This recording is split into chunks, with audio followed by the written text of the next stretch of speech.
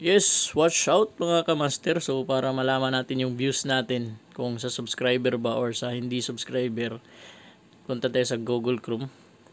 Then punta tayo sa YouTube.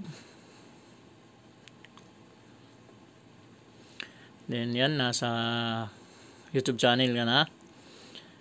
Then click mo yung sa right upper na logo ng yung picture mo, yung profile pic mo. Then punta tayo sa YouTube Studio. And nasa channel dashboard na tayo. Then punta tayo sa analytics. Click nyo yung analytics.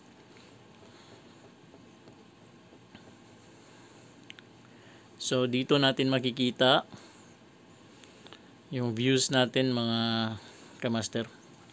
So dyan mga kamaster, yung most sa views natin is galing sa uploads. Kunti lang yung sa live stream.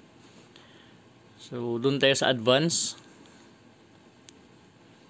Yan, makikita natin naka-color code yan mga kamaster. So yung views natin sa mga video na in-upload natin, kung saan yung pinakamalaking views, makikita natin dyan.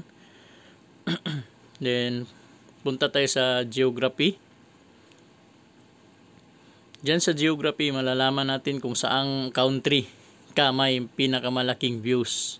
So sa makikita natin dito sa Philippines yung may pinakamalaking views. So punta tayo sa views by geography. Click natin yan. Then more metrics. Then para makita natin yung views natin, punta tayo sa subscribers.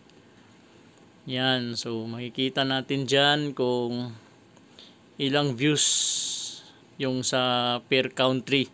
Kung saang country yung mga nanonood sa atin. So pinakamalaki Philippines. Meron tayong United States, Oman, Saudi, United States, United Kingdom. So naka-color code yan. So punta tayo sa subscription status. Diyan natin makikita mga kamaster ang views natin sa subscriber or sa hindi nakasubscribe sa atin. So makikita natin dyan yung pinakamalaking views natin ay galing sa hindi subscriber. So yung mga nagsisearch lang sa YouTube, so nakikita nila yung channel natin, good naman mga kamaster.